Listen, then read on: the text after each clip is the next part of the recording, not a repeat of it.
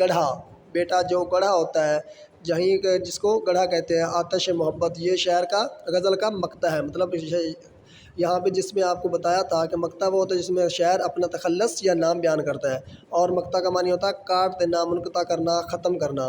तो ज़िंगदा से आतिश मोहब्बत रही, कुएँ में मुझे दिल डुबोया क्या।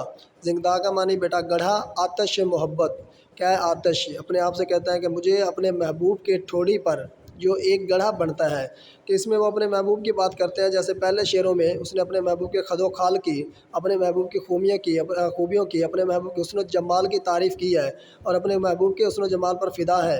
ऐसे वो कहते हैं कि ज़िंगदा से आतिश मोहब्बत रही, कुएँ में मुझे दिल डुबोया क्या, कि मुझे अपने महबूब के वो जो ठोड़ी पर एक गढ़ा बनता है, मैं उसी में डुबोया हुआ हूँ। मुझे अपने महबूब की उसी ठोड़ी के गड़े में मोहब्बत है। जैसे कुएं में कोई इंसान गिर जाता है, कुएं में मुझे दिल डुबोया क्या, कि अगर किसी कुएं में कोई इंसान गिर जाता है तो उसका निकलना बहुत मुश्किल हो जाता है।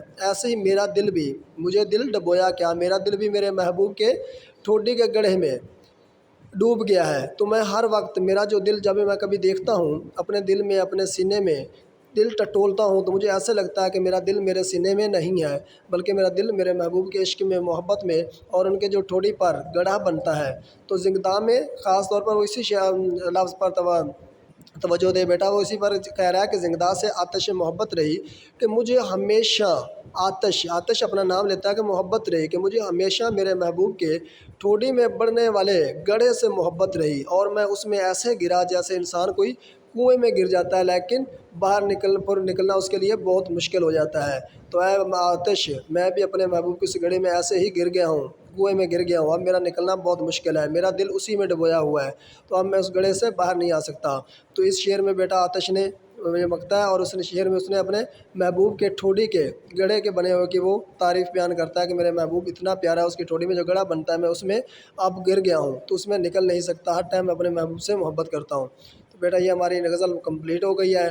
पहले वाले इशारे हमने पढ़े हैं, तो इसमें भी आप लोगों ने इसकी तशरीह लिखनी है और याद करनी है, और मफ़हूम भी जैसे आपको बेटा बताया था कि पहले आपने नज़म का उन्वान या नज़म या सिनफ़ सुखन गज़ल, सिनफ़ सुखन आपने लिखना है गज़ल, नीचे आपने लिखना है शायर का नाम ख्वाजा दर्द आतिश, नीचे आपने हल्ले लुगत बेटा मानी, जैसे ज़िंगदान है कुआँ ज़िंगदान का मानी गढ़ा, तो ये आप लोग ऐसे मानी लिखोगे। उसके नीचे आप मफ़हूम लिखेंगे 1 या 1.5 लाइन से, फिर आप बेटा नीचे तशरीह लिखेंगे, तो दोनों शायर की आपने तशरीह करनी है। ठीक है बेटा, ओके, अल्लाह हाफ़िज़।